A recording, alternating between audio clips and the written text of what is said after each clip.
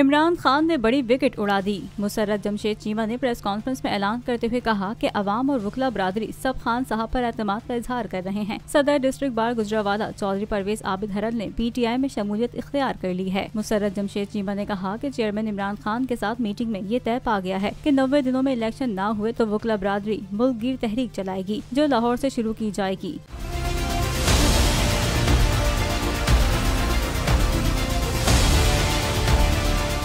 उनका मजीद कहना था कि मुल्क में जब तक आइन की बालादस्ती नहीं होगी तब तक हकीकी आजादी का ख्वाब कोई न देखे।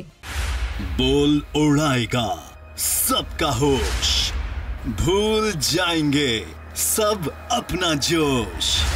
बहुत जल्द आ रहा है PSL स्पेशल ट्रांसमिशन, सिर्फ बोल न्यूज पर।